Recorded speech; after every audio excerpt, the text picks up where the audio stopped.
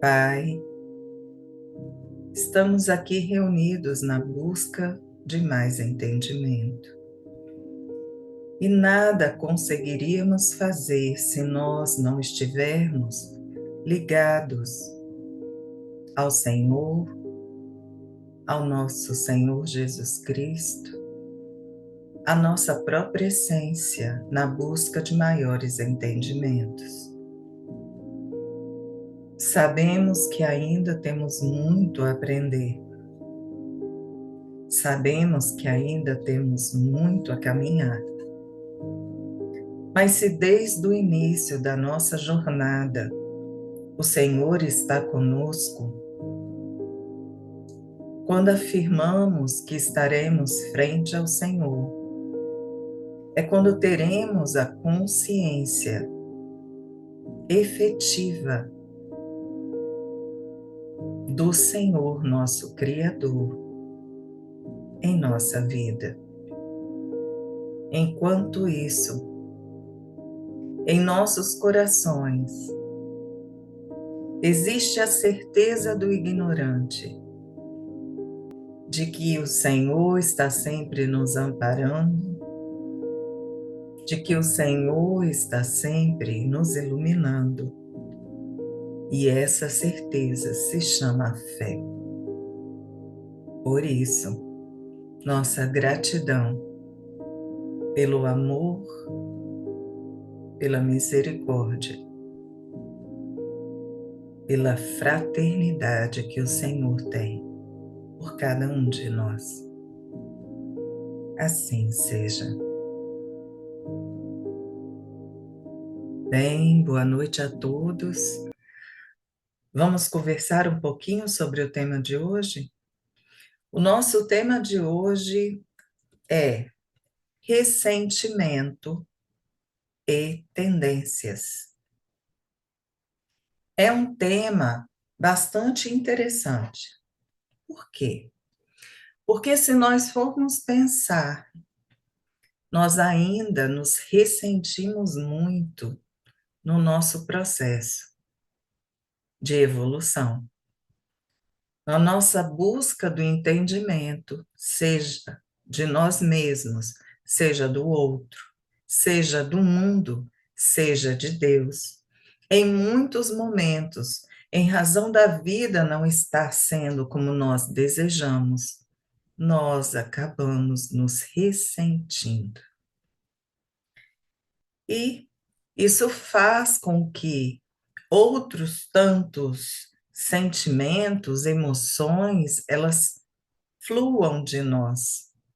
E na maioria das vezes, a partir do momento que nós temos um ressentimento, as emoções, os sentimentos que possuímos acabam não sendo tão positivos. O ressentimento, ele se dá em razão de nós vivenciarmos alguma experiência e nós nos sentirmos injustiçados, nos sentirmos alvos de pessoas ou circunstâncias que não enxergam aos nossos olhos a nossa grandeza. Vocês podem falar assim: nossa, mas ouvimos tanto que nós acabamos não valorizando quem somos, que nós muitas vezes nos enxergamos tão pequenos. Então, como que você fica dizendo que a gente usa como resposta a essas circunstâncias que não estão enxergando a nossa grandeza? Bem, eu posso o tempo todo da minha existência vivenciar uma vida onde eu não aceito quem sou, não aceito que sou uma pessoa capaz de enfrentar inúmeras experiências vividas em que eu sou colocada à prova, mas o meu orgulho ser de um tamanho tal que a maioria das minhas revoltas elas se dão, porque ele ficou ferido essas mesmas experiências. Concordam comigo? Então, quando nós vivenciamos essas experiências de nossa vida, nós nos ressentimos porque nós não aceitamos que determinada circunstância ela esteja sendo vivida por nós. A gente acha injusto. E o ressentimento, ele vem em razão das nossas tendências. Mas como assim, Adriana? Bem, se eu tenho uma tendência boa ou não tão boa, significa dizer que eu a coloquei em prática muitas e muitas vezes, e ela já está em mim, reagindo automaticamente a cada experiência vivida por mim. Então, se eu tenho uma tendência em que, quando eu vejo alguém não respeitando a minha presença, por exemplo, em determinado lugar, eu tenho a tendência de me revoltar, eu tenho a tendência de eu reagir ativa ou passivamente em razão dessa circunstância. Vocês conseguem me entender? E diante desta situação, desta tendência que eu trago, em que eu precisei colocá-la em prática por tanto tempo a ponto dela estar natural em mim, pode significar que esta tendência, ela não veio só dessa vida.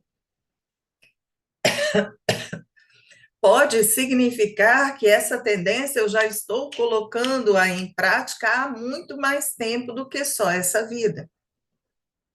Então, se nós fizermos uma análise pouco para o passado, quantas reações enquanto meninos ou meninas nós tínhamos de cedo? Reações naturais ante as ações daqueles que estavam ao nosso lado. Essas tendências nos movem. E essas tendências que colocamos em prática por tanto tempo, elas eram ou são ainda importantes para nós. Elas foram criadas e reforçadas por nós na nossa vida, porque nós achávamos que elas eram chaves, ferramentas, instrumentos para que nós pudéssemos sair de algo que nos incomodava. Então, eu me esforço, vocês se esforçam o máximo possível para que vocês, para saírem de determinadas circunstâncias, reajam daquela forma, a ponto de ela nos tornar natural. Para que vocês entendam o que eu estou dizendo, quando vocês jamais, nunca pegaram um carro para dirigir, a primeira vez que vocês pegam, tudo muito natural? Não. Mesmo que vocês fiquem observando seus pais, uma pessoa adulta dirigindo o carro, quando você pega o carro a primeira vez, os pés tendo todos os pedais, quando vocês pegam o carro a primeira vez, os pés, as mãos se confundem ali para pisar nos pedais, para passar a marcha e tudo mais. Mas, com o decorrer do uso daquele carro, o que acontece? A gente não vai tomando prática? E se nós vamos tomando prática, a partir do momento em que a gente começa a enxergar aquilo com mais naturalidade, a direção de um carro para nós se torna automática, a ponto de nós podermos dirigir, conversar, ouvir rádio e tudo mais. Concordam? Podemos dizer hoje que dirigir um carro para nós pode ser uma tendência nossa. É um uso que não seria o adequado à nossa linguagem, mas nós podemos dizer que se tornou tão natural que se alguém chegar para você num momento de desespero, de uma urgência e falar, toma aqui meu carro, dirige para levar para o hospital, qualquer carro você pega, liga o carro e vai embora. Os 5 primeiros minutos você pode ratear, porque é um carro diferente, mas depois disso você segue naturalmente. Por que que nós treinamos tanto para dirigir o carro? Nós treinamos tanto porque a gente entende que o carro é um instrumento útil para nós. Falo carro, falo moto, falo o que for, um veículo automotor. É muito útil para nós. Se ele está sendo útil para nós, o que a gente faz? A gente quer usá-lo para ficar mais confortável as nossas experiências. Não ter que carregar num ônibus pacotes e pacotes de compras das nossas queridas companheiras ou companheiros, né? Que às vezes, por depressão, resolvem fazer umas comprinhas assim, né? E não vou botar a culpa só nas mulheres, que tem muito homem consumista hoje em dia. Concorda? Mas, então, vamos lá. Se é desta forma, as nossas tendências, elas podem ser classificadas em boas ou não tão boas, não é isso? Ou boas tendências ou más tendências, que é a expressão que se usa. Mas vamos lá. Lembram quando eu falei que a gente coloca em prática, porque esta ferramenta, este instrumento, esta tendência, ela é positiva para nós, porque naquele momento está sendo útil. Mas será que todas as tendências, elas vão ser sempre úteis? Sempre boas? Ou sempre más? Quando nós olhamos para a nossa história, quantas e quantas ações, posturas, elas foram mudadas na história porque antes se achava que aquela postura era inadequada, depois se achou que a postura era adequada, depois se achou que era inadequada de novo, não era assim? O que significa isso? Vamos dar um exemplo bom para este caso? Comer ovo. Na época dos nossos avós, comer ovo demais fazia o quê? Aumentava o colesterol. Né? Então, não se podia comer ovo todos os dias, não se podia comer muito ovo todo dia. Ovo, ele era um alimento rico, sim, mas ele tinha de ser consumido de uma forma adequada. Não podia ser de qualquer forma, né, Argel? Só que, com o passar do tempo, quantas vezes o ovo ele foi considerado um benfeitor, depois um malfeitor, depois um benfeitor, depois um malfeitor, e hoje tem pessoas que falam que comem 40 ovos por dia. 40 ovos talvez seja um pouquinho, né? É bastante ovo. Mas assim, e hoje, pelo jeito, é bastante ovo também em razão disso, né? Porque não está muito barato. Mas vamos lá. Às vezes, uma postura que a gente abraça, ela pode ser muito boa em determinada época, mas depois não ser tão boa assim. E isso se dá por quê? Porque nós vamos adquirindo conhecimento.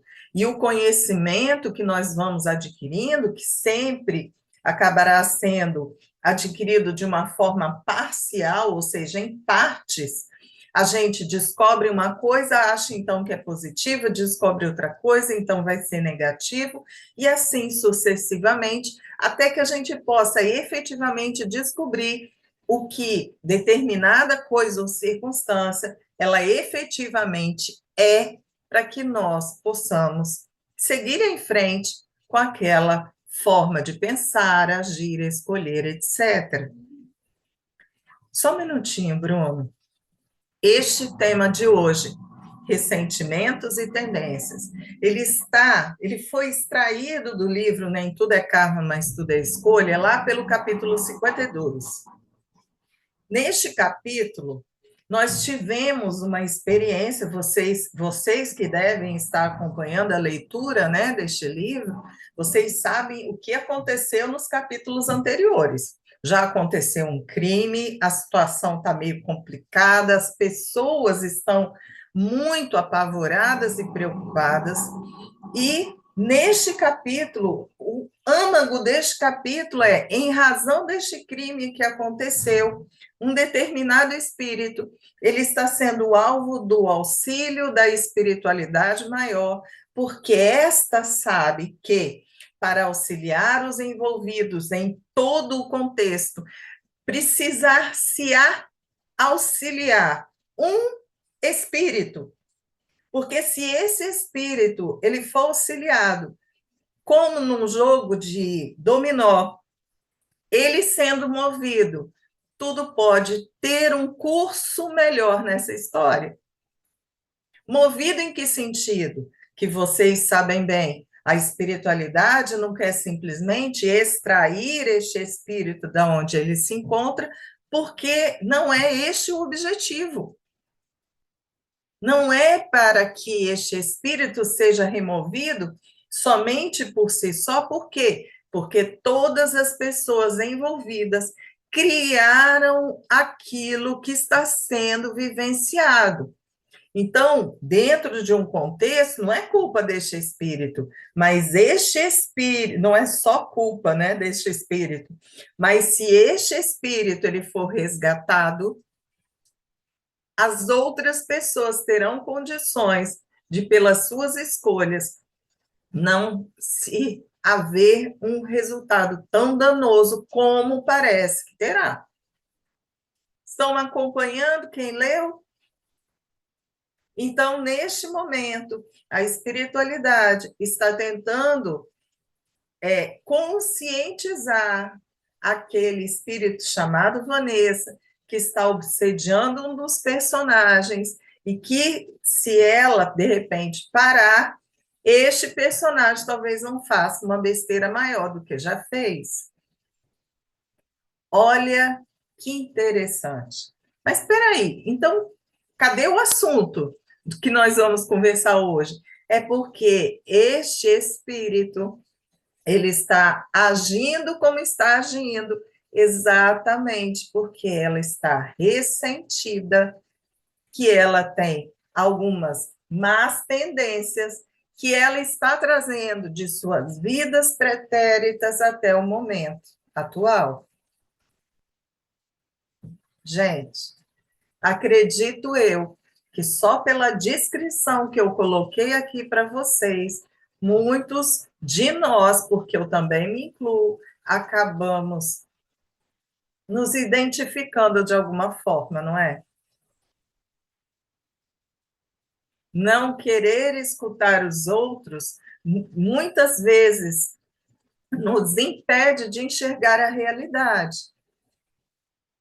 E muitas vezes a nossa má tendência pode ser também não querer escutar os outros, não perder a razão, optar por ter razão e não ser feliz. Quantas vezes, por orgulho e vaidade, realizamos isso, escolhemos isso na nossa vida? Fala, Bruno. Temos várias perguntas, tá? Eu vou te mandando. Qual a diferença entre uma tendência inata e um hábito adquirido?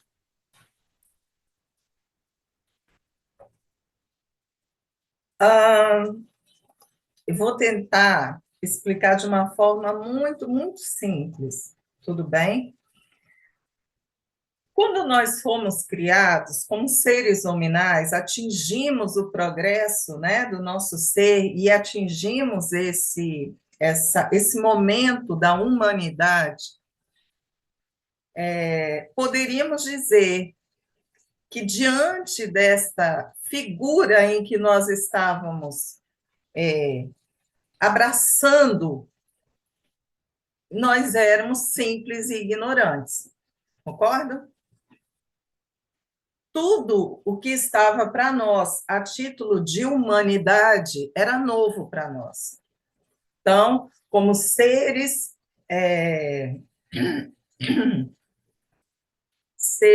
primitivos que nós éramos, tudo era muito novo, tudo estava sendo descoberto por nós, ok? O que nós tínhamos para nos proteger, para que nós pudéssemos sobreviver? O que nós tínhamos? Nós tínhamos o instinto, concorda? Ixi, Maria, deu um... Ah, consertei. Nós tínhamos o instinto, concordam? Neste instinto, claro que num instinto de sobrevivência, nós poderíamos dizer que nós tínhamos tendências inatas. Ou seja, a partir do momento que eu vivencio algo e o medo chega, eu tenho uma tendência inata, que é fugir. Concordam? Então, existem posturas em que nós, para sobrevivermos, nós tínhamos o instinto que nos fazia reagir. A partir do momento em que nós reagíamos, e reagimos uma, duas, três vezes, e vimos que dava certo, a gente ia firmando a tendência em nossa forma de viver. Então, o que eu chamaria de uma tendência inata seria aquela que veio para que eu pudesse sobreviver, como um ser primitivo. A partir do momento que eu fui colocando o meu raciocínio e fui colocando em prática as minhas ações, eu fui criando tendências mais elaboradas, e dentro dessas tendências eu poderia nomenclaturá-las como boas ou não tão boas. Por quê? Porque eu poderia, por exemplo, a partir do momento que eu vamos colocar dessa forma, a partir do momento que eu me via frente a uma outra tribo de primitivos, e com medo dessas pessoas eu atacava e os matava, e de repente eu via que isso me traria paz, isso me traria segurança, eu poderia construir uma ideia e firmando essa ideia, uma tendência de que eu precisaria sempre matar os meus desconhecidos. Percebem? Só que, com a minha vivência, eu tive uma experiência onde eu não matei meus desconhecidos e eu descobri, eu aprendi alguma coisa com eles, a ponto de ser tão importante para mim que eu começo a descobrir que eu não preciso matar todos os meus desconhecidos, eu posso muito aprender com quem não está sempre comigo. A partir do momento em que nós estamos colocando em prática determinadas atitudes, porque a gente acredita que elas são extremamente importantes para o nosso bem-estar, a gente vai firmando aquilo que a gente brinca, né? Firmando convicções, e também a gente vai criando as nossas tendências, como a gente enxerga as coisas. Então, por exemplo, numa primitividade, depois a gente ainda muito ignorante das leis divinas, a gente acreditando que precisava estar o tempo todo em guerra com as vilas vizinhas, sempre com o poder acima de tudo. O que acontece? A gente acaba olhando para aquilo ali como se fosse algo normal, algo que a gente não tem que se preocupar, escravizar homens, mulheres, crianças, massacrar uma vila inteira. Tudo isso para nós era extremamente normal, até que a gente começou a perceber que não era mais. Ok? Então, essa diferença Sim, nós temos umas tendências inatas que vieram conosco, mas através dessas tendências inatas, através da vida, a gente começa a adquirir outras tendências que em determinados momentos podem ser ruins, depois a gente aprende que elas não são tão boas, a gente pode reverter a situação. E cada dia que passa mais, é, lapidando, né, as nossas tendências até que elas possam nos levar aos céus, né, aos seres angelicais, que é o que a gente hoje mais deseja, né, alcançar. Outra pergunta, Bruno?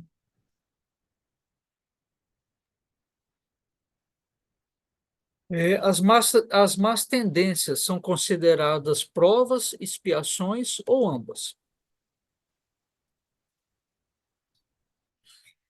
Eu posso dizer, eu posso dizer que as más tendências, elas são, para nós, as nossas más tendências, elas são ferramentas e metas que nós desejamos alterar, aprimorar beneficamente na nossa vida. Então, por exemplo, em razão de eu ter uma má tendência, eu posso fazer um planejamento reencarnatório para que eu possa fazer uma modificação em mim, uma extração consciente de determinados comportamentos em razão dessas minhas tendências, ok? Então, eu não vou considerá-las provas, expiações ou ambas. Eu gostaria de dizer que elas sempre me darão condições para que eu possa vivenciar a minha existência e aprender muito mais. Talvez eu possa até, ok, eu posso até colocá-las nessas ideias de que se eu quero fazer alguma modificação na minha vida, eu posso colocá-las assim como provas, né, como base para que eu possa vivenciar algumas provas e fazer esse tipo de mudança. Posso. Dependendo da minha forma de vivenciar a minha vida, eu posso até vivenciar expiações em razão dessas minhas más tendências, que criaram inúmeras circunstâncias que me fazem enxergar é, devedora íntima, né, frente ao que eu construí. Essa é a minha resposta. Como a reencarnação contribui para o enfrentamento das tendências inferiores?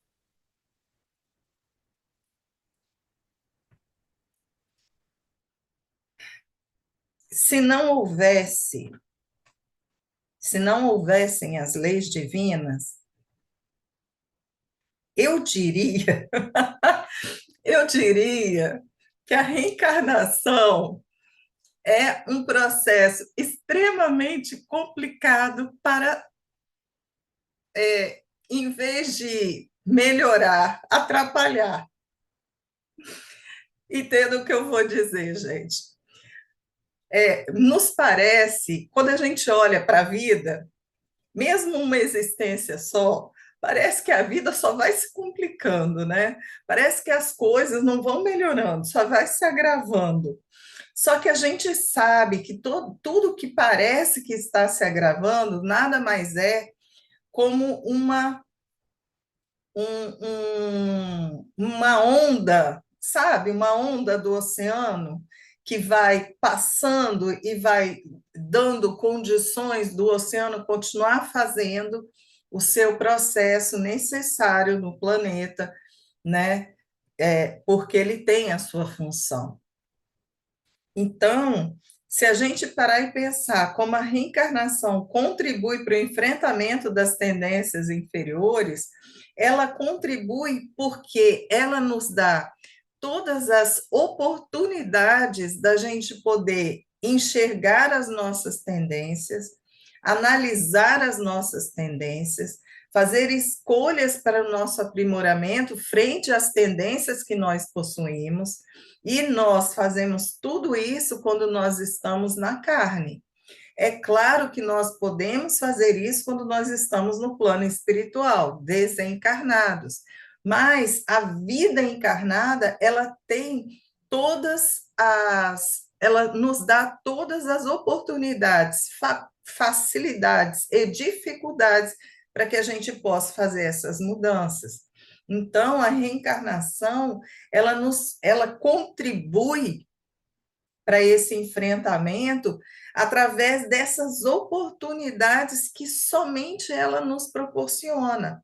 O fato, por exemplo, de nós, no plano material, termos fome, já nos dá condições de nós trabalharmos isso.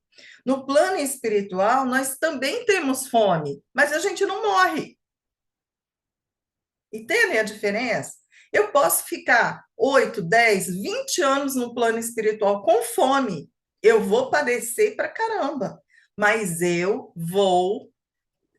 não terei a experiência da fome como uma forma de eu poder modificar a minha existência. Como acontece no plano material, aonde com fome, sem meu alimento, eu tenho um tempo muito curto para que eu possa fazer modificações na minha vida. Vocês entendem a diferença? Dá para entender com esse exemplo? Então, a partir do momento, uma coisa simples, que é nós termos fome, que no plano material isso é muito palpável para nós, só isso já nos faz querer fazer modificações essas, que dependendo da forma que nós vivenciaremos a nossa vida, a gente pode fazer mudanças muito drásticas. Então, só para vocês terem um exemplo, eu estou com fome, eu não consigo arranjar comida, eu não quero trabalhar, mas a fome começa a exigir de mim que eu consiga algum emprego. Se eu tenho uma certa moralidade, eu não quero furtar ou roubar ninguém, então eu vou fazer o quê? Eu pelo menos vou tentar capinar o jardim de alguém para eu conseguir um dinheirinho para eu poder comprar a minha comida.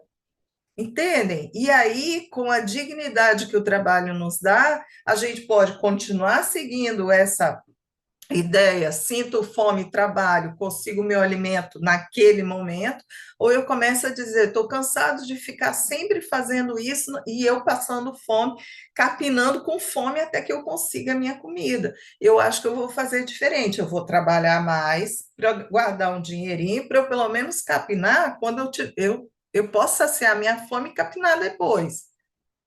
Vocês estão entendendo? E aí, é assim que a reencarnação ela nos auxilia, com as dificuldades materiais, com as facilidades materiais, vão nos dando condição para a gente poder fazer essas modificações e enfrentarmos as nossas tendências inferiores. Por quê? Porque na hora que eu estou com fome, gente, talvez, em razão de eu não querer trabalhar, talvez eu queira roubar. Só que eu vi que um vizinho meu, na hora que ele foi lá e furtou uma coisa, ele foi preso. Então, eu não quero ser presa. E se eu não quero ser presa, mesmo que a minha tendência seja, eu não quero trabalhar, não gosto de trabalhar, não gostaria de roubar, mas estou com fome, prefiro roubar a trabalhar, não importa. E aí, neste caso, eu, por não querer ser presa, eu começo a lapidar-me e a não querer agir com aquelas tendências inferiores que eu tinha.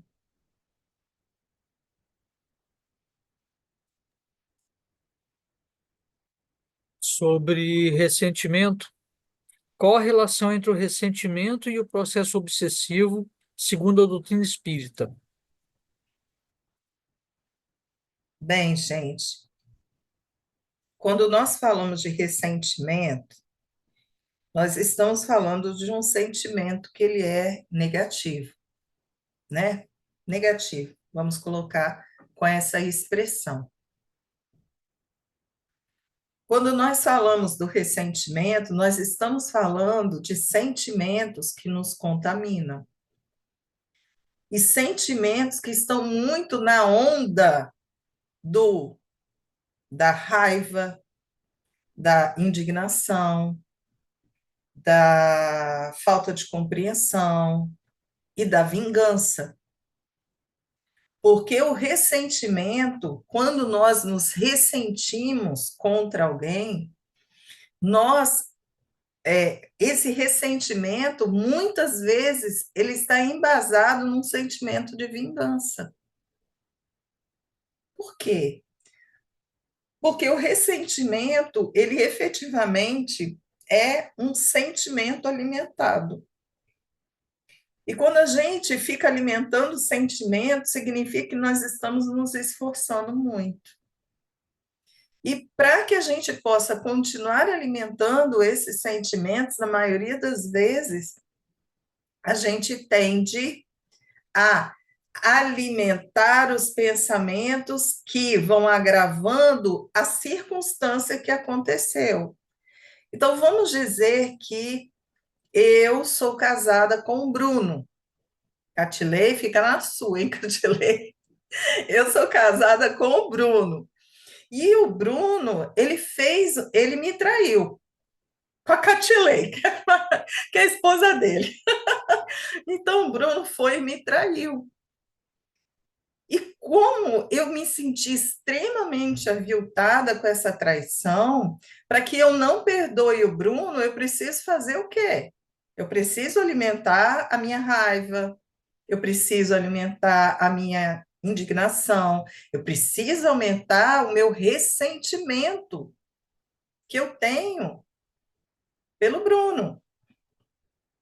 E nesse momento, o que eu estou fazendo? Gente, se eu alimento raiva, se eu alimento ressentimento, que também ele é um sentimento, né, que tem ali no seu cunho a raiva. O que eu estou fazendo?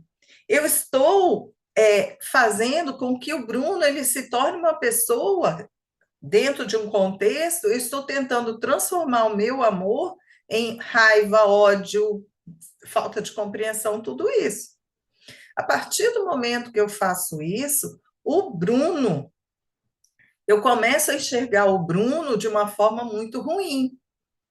E ele me fez sofrer, porque o ressentimento, resumidamente, é isso. A circunstância ou a pessoa me fez sofrer. Lembra? Vítima. Quem está ressentido está se sentindo vítima. Se é desta forma, muitos de nós solta aquela expressão assim, tem problema não, a vida vai mostrar para ele que ele estava errado. Quando a gente afirma isso, gente, ainda no patamar evolutivo que estamos, o que a gente quer falar? A vida vai se vingar de mim, ou vai se vingar por mim. Então, o sentimento de vingança, ele está em nós. É aquela coisa bem feito, viu? Foi fazer coisa errada. E a partir do momento que nós vamos alimentando tudo isso numa bola só, qual é o tipo de energia? O que nós estamos emanando? E se nós estamos emanando essa energia não tão boa, quem é que se apraz com esse tipo de energia? Vão ser os bons espíritos? Não, vão ser aqueles espíritos que eles ainda têm nas suas ações, escolhas e pensamentos a ignorância. E quanto mais eu começar a continuar indignada, continuar ressentida, continuar alimentando esses pensamentos, mais eu darei a eles alimento. Porque eles se alimentam desses fluidos. Então, a partir desse momento, eu sou o quê? Aquela que está junto deles de uma forma muito aprazível. E se é desta forma também, significa que eles vão começar a ser aqueles que eu vou escutar. Então, qual a relação entre o ressentimento e o processo obsessivo? a relação é íntima, é visível, é uma relação de sintonia e vibração que não fará bem nem a mim e nem aos irmãos que estarão comigo. Por quê? Porque eles alimentarão os meus sentimentos negativos e eu alimentarei o lado deles, as tendências inferiores que eles têm. Fala, Bruno. Porque o ressentimento é considerado um entrave à evolução espiritual.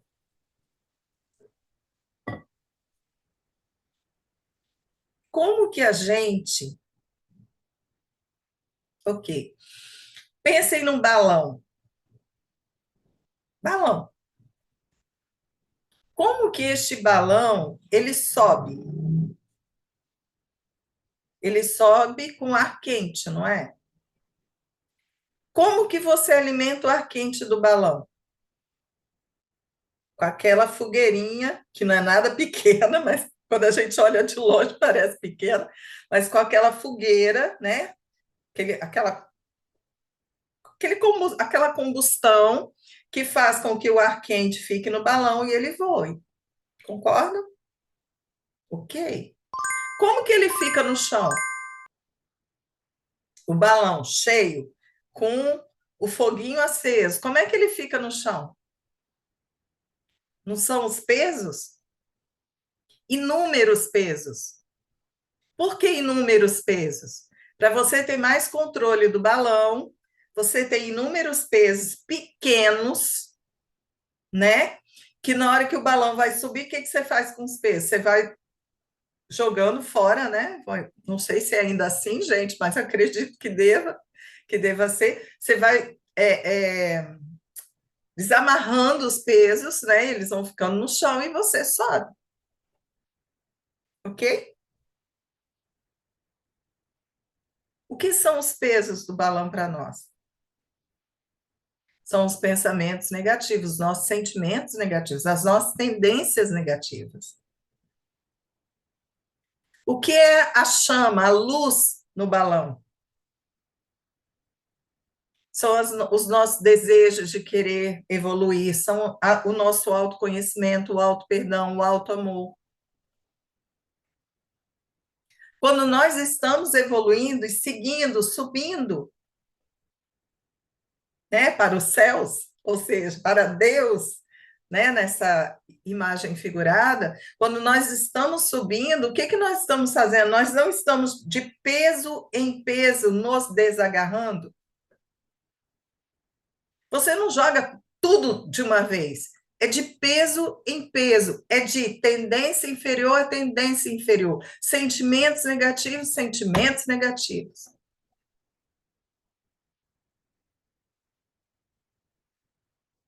Então, o ressentimento, com tudo aquilo que ele representa, porque ele é a somatória de muitos sentimentos, de muitos, né, sentimentos alimentados, são os pesos que não foram retirados do nosso balão. A gente continua no chão.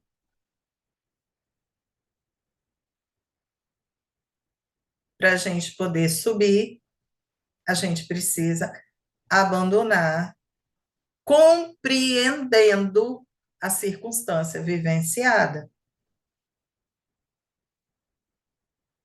Bruno,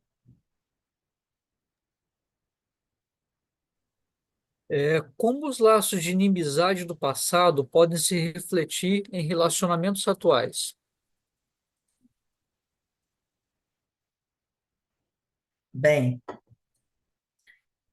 eu gostaria até de fazer uma vinculação dessa pergunta com a pergunta anterior, porque quando a gente fala que o ressentimento ele é um entrave à evolução espiritual, nós estamos falando exatamente muitas vezes desses laços de inimizade que a gente vai construindo em nossas vidas, que muitas vezes eles se encontram no nosso passado, eles retornam para o nosso presente. A gente não consegue fazer de uma forma que corrija essa esses sentimentos que nutrimos um pelo outro, e no final das contas, a gente acaba é, é, nos entravando, né? Não sei se existe a palavra, mas a gente acaba parado, estacionado, entre aspas, mas parado até que a gente consiga resolver essa questão com essa pessoa, que com certeza em algum momento de nossa vida foi muito amada e que de repente hoje, em razão de maus entendidos, né, vamos colocar dessa forma, atitudes equivocadas de nossa parte, a gente acaba se tornando inimigos. Quando nós ainda mantemos, dentro do contexto que nós estamos conversando, ainda mantemos ressentimentos destes antigos amores nossos em nossos corações, a gente acaba contaminando futuros relacionamentos que nós temos, ou mesmo relacionamentos com essas mesmas pessoas no nosso presente. Gente, se vocês não estiverem entendendo o que eu estou falando, por favor, vocês falem com o Bruno, tá? Porque hoje a carinha de vocês está assim, desesperadora. Eu vou ficar só olhando para o Bruno, porque o Bruno é o único que está sorrindo. Juro para vocês, tá todo mundo com carinha do tipo assim, meu Deus do céu, não quero saber desse assunto. Pelo amor de Deus, me animem para falar mais. Mas vamos lá. Então, de repente, quando a gente fala desses laços de inimizade do passado, nós temos que lembrar que eles foram laços de inimizade do passado, mas que eles podem a qualquer momento retornar para a nossa vida. E se eles estão no passado e a gente ainda está inimigo, significa dizer que no presente eu ainda tenho esse laço, mesmo que essa pessoa tenha sumido da minha vida, e eu estou carregando esse laço. E ainda, se é desta forma, volto, confirmo o que eu falei anteriormente. Eu tenho dificuldade de firmar laços de amizade mais verdadeiros em razão do meu temor de sofrer do jeito que eu sofri com outros. Percebem como é que vão refletindo nos relacionamentos atuais e futuros? Por quê? Porque se eu sou uma pessoa calejada, como vocês afirmam, se eu sou uma pessoa que eu tive muitas experiências não tão boas em relação a amizades, a o que for, possivelmente eu sou aquela pessoa que na hora que eu me deparo com alguém, eu vou estar mais na defensiva, eu vou atacar quando é, eu me sentir acuada. Por quê? Porque eu criei essa tendência para me proteger. E qualquer coisa que essa pessoa nova na minha vida faça, eu vou somar tudo aquilo que eu sofri e vou levar a esta pessoa toda a minha o meu ressentimento, como se ela tivesse feito isso comigo, e às vezes não foi. E isso é justo conosco, com a outra pessoa? Talvez não seja. Então, o que que nós precisamos fazer? Nos curar. Como nós curamos esse tipo de coisa no nosso coração? Nos auto-perdoando. Por quê? Porque a primeira coisa que a gente tem que fazer é nos auto-perdoar.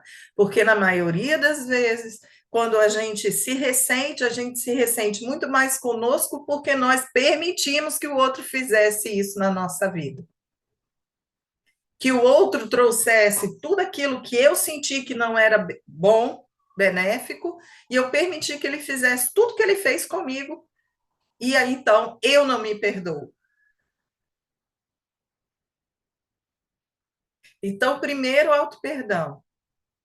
Mas para eu ter o auto-perdão, eu já tenho que estar no meu processo de autoconhecimento.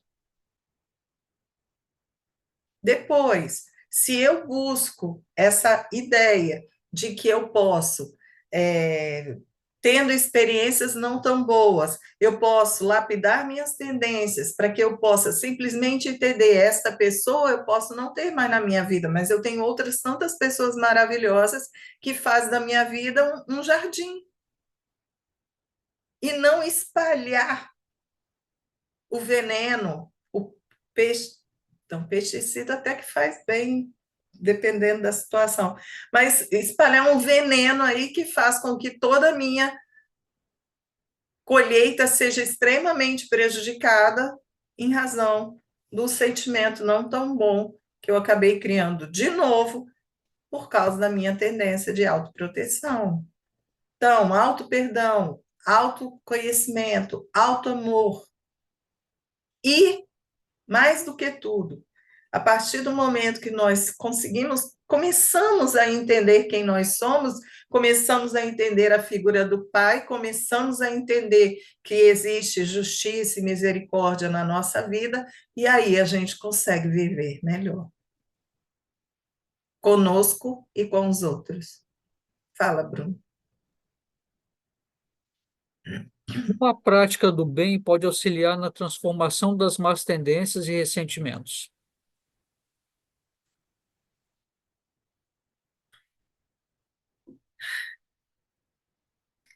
Com relação a nós, quando nós realizamos o bem, a gente se sente muito bem. E nós temos a tendência de querer viver bem, sentirmos-nos muito bem. Então, todas as vezes que a gente faz o bem e se sente muito bem, a gente vai querer fazer mais o bem para se sentir melhor ainda.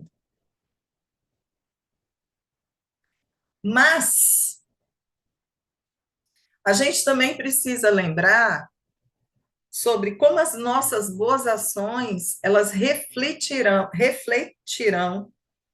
na transformação das más tendências e ressentimentos do outro.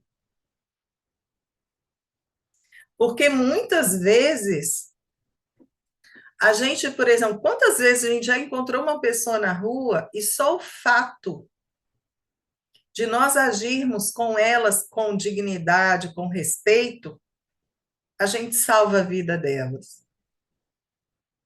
Hoje, eu estava vendo um videozinho onde Divaldo, ele estava contando uma experiência dele, e nessa experiência ele falou que ele estava num restaurante lá fora, eu acho que era na França, mas eu posso estar mentindo.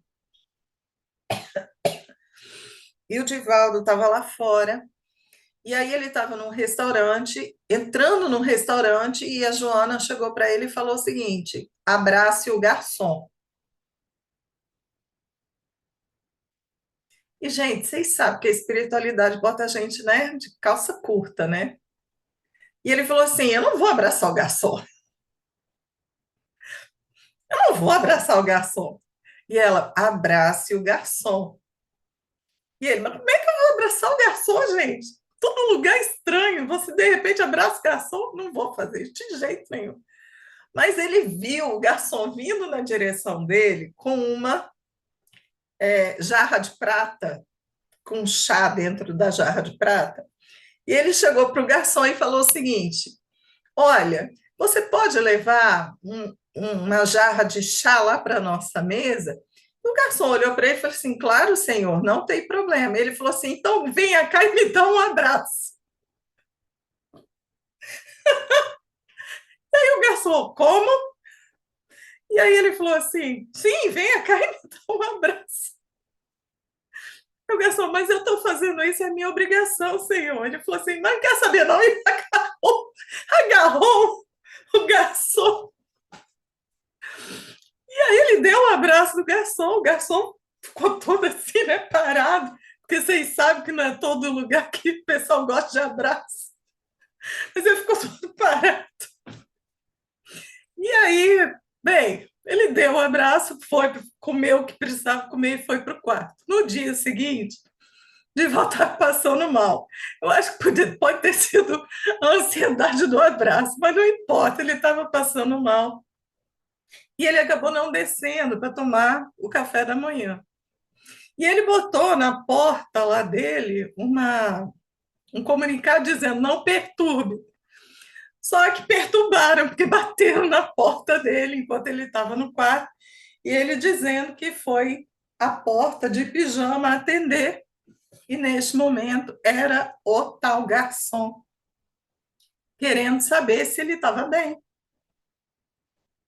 E trazendo, segundo ele, agora eu não me lembro o número, mas muitos chás para ver se ele melhorava. E o Divaldo disse: eu odeio, e eu odiava cada um daqueles chás. Eu não queria tomar aquilo. E aí, o garçom, ele aproveitou para falar com o Divaldo e perguntou por que ele tinha abraçado. E Divaldo chegou e falou que ele achava que ele precisava abraçá-lo, porque ele foi muito, né, foi muito prestativo e tal. E o garçom foi contar a história dele. Ele falou que ele estava muito mal, ele tinha recebido um diagnóstico de câncer em estágio que não era inoperável, e que ele, em razão do estado dele, ele tinha sido demitido. E ele já tinha colocado na cabeça dele que ele ia se matar. Ele tinha família e ele não conseguia encarar a família, mas depois que o Divaldo deu um abraço nele, ele chegou em casa e falou o seguinte com a esposa, que nunca na vida dele um homem branco tinha abraçado. E ele era negro, negro mesmo, assim, segundo Divaldo, aquele bem negro. E nunca um homem branco tinha o abraçado. E ele chorava muito, sabe? Para ficar mais resumido, no final das contas, Joana, né? Porque Joana de Anjos, ela é fofoqueira pra caramba com o Divaldo. Ela chegou para o Divaldo e falou o seguinte: que ele ia se curar daquele câncer, ele ia se curar, e que a espiritualidade tinha um propósito para aquele homem, porque eles queriam que o espiritismo ele tivesse uma ascensão naquela localidade e seria esse homem que ia promover isso tudo. E aí o Divaldo, né, o homem estava muito, muito sentido assim, chorando, e o Divaldo chegou e fez uma proposta para esse homem dizendo, perguntando se ele não queria ser um filho do coração para Divaldo. E assim, muito, muito emocionado, houve esse comentário sobre que religião ele tinha e tal. Divaldo disse que ele não ia entender a religião dele, mas que ele ia começar a enviar para ele livros.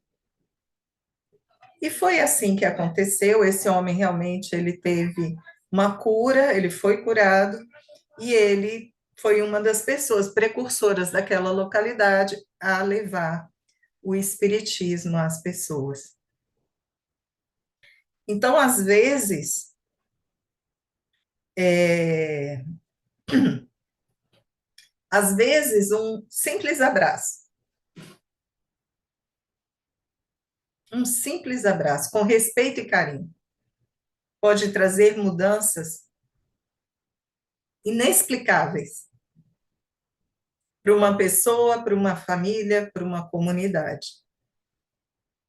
Às vezes a gente sente vontade de abraçar, não escuta, mas sente vontade de abraçar alguém.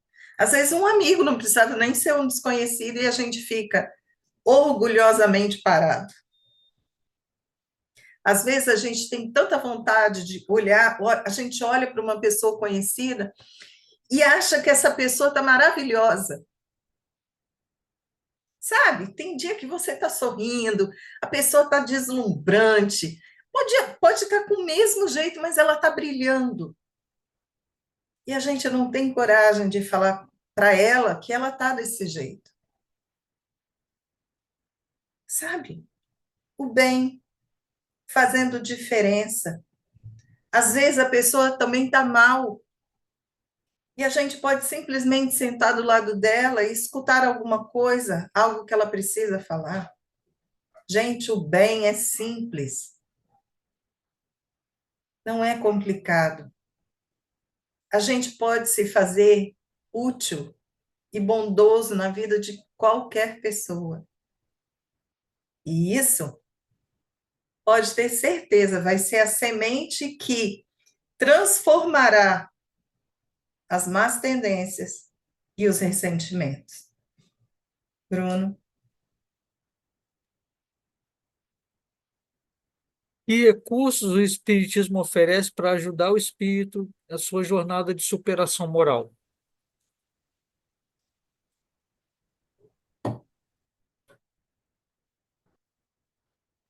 conhecimento, eu diria isso. Porque se vier me falando sobre ajudar o espírito em sua jornada de superação moral, eu diria que o espiritismo, nesse contexto, ele não trouxe nenhuma novidade que Jesus já não tenha trazido, sabe? Mas eu digo que o espiritismo ele trouxe conhecimento. E, através do conhecimento, ele nos trouxe ferramentas para nós podermos agir. Entendem? É claro, gente, que a gente pode falar, nossa, mas teve muita coisa que o Espiritismo trouxe que Jesus não pôde nos falar e ainda está trazendo. Mas eu falo no sentido de que tudo vem de lá. Jesus falou que Deus era sábio, que Deus era justo, que Deus era misericordioso, que ele era Pai. O Espiritismo, ele trouxe para nós o conhecimento de como a forma que o Pai, ele atua em sua misericórdia, sabedoria, justiça. Percebe? Então, se eu pudesse dizer, dar uma resposta, a primeira resposta que eu daria seria essa. O Espiritismo, ele trouxe conhecimento. Um conhecimento que traduz muita coisa que Jesus nos falou e que, em razão deste conhecimento, a gente está tendo condição de caminhar e querendo fazer as transformações nos nossos sentimentos, nas nossas emoções, nas nossas tendências. Bruno, Sem mais perguntas. acabou? Ok. Bem, como eu estava falando, nós temos o nosso assunto é ressentimento e o nosso assunto são tendências. A maioria de nós, quando pensa neste tema, a gente efetivamente acaba pensando muito mais nas más tendências do que nas boas tendências.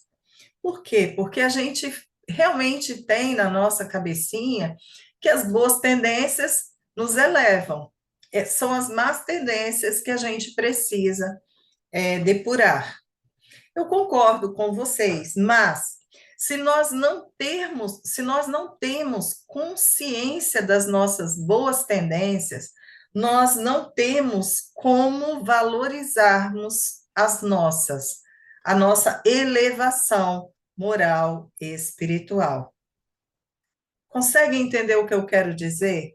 Porque se eu não sei quais são as minhas boas tendências, muitas vezes me fixando na transformação das minhas más tendências, eu tenho dificuldade de eu transformá-las em razão de eu não saber as ferramentas que eu já possuo. O tempo todo a espiritualidade, ela pede para que nós possamos enxergar quem nós somos. Não para que nós possamos nos gabar daquilo que a gente conquistou, mas para que nós possamos olhar para nós e falarmos, nossa, essa experiência ela está difícil, mas eu sei, eu, eu posso usar isso, isso, isso, que é quem eu sou, ou quem eu estou. As nossas batalhas, quando vão ficando mais fáceis, a partir do momento que eu sei, por exemplo, que para que eu possa realizar determinada atividade, eu tenho um conhecimento tal e o conhecimento tal que talvez se eu os somar, eu consiga superar as minhas dificuldades. Eu sei de determinada coisa que somada a outras tantas, eu consigo superar as minhas dificuldades. Percebe? Então, o Espiritismo, ele me dá todos os recursos que eu hoje estou a necessitar para que eu possa fazer essa lapidação espiritual íntima minha. Porque o tempo todo o espiritismo ele está trazendo para nós conhecimentos que estão no âmbito do meu ser espiritual, da minha essência divina. E com isso, vou usar uma expressão, uma brincadeira, estou armada e perigosa, né? Com isso, eu posso realizar muita coisa. Percebe? Então, o Espiritismo hoje, gente, como eu respondi na pergunta anterior, ele nos traz conhecimento, ele nos traz fortaleza, ele nos traz uma sustentação emocional com tudo o que ele nos explica. Mas lembrem-se, depende de cada um de nós estudar, refletir, raciocinar o que está sendo dito. Então, que nós possamos lembrar que o ressentimento ainda é um sentimento natural, mas que ele fica forte quando nós o alimentamos. E nós os alimentamos com todas as nossas tendências inferiores. Então, vamos fechar os nossos olhos, vamos fazer esta oração, não porque ela vai finalizar esse nosso estudo, mas porque fazer uma oração trará para nós uma noite tranquila, trará para nós um dia de amanhã muito gostoso de ser vivido, trará para nós dias e dias que virão com as expectativas que nós colocamos em nós para o nosso crescimento, para essa nossa jornada. Pai, agradecemos por esses momentos em que podemos conversar, tirar dúvidas, onde podemos trazer aquilo que está no nosso coração, no nosso conhecimento. Agradecemos porque, pela sua luz, as nossas mentes também estão mais abertas, mais esclarecidas, para podermos refletir e raciocinar o que foi dito. E agradecemos porque o que mais desejamos é, refletindo e raciocinando aquilo que chega a nós a cada momento, conseguimos dar passos muito mais centrados, consistentes neste caminho de amor e evolução. Que o Senhor continue sempre conosco, é o nosso maior desejo. Assim seja.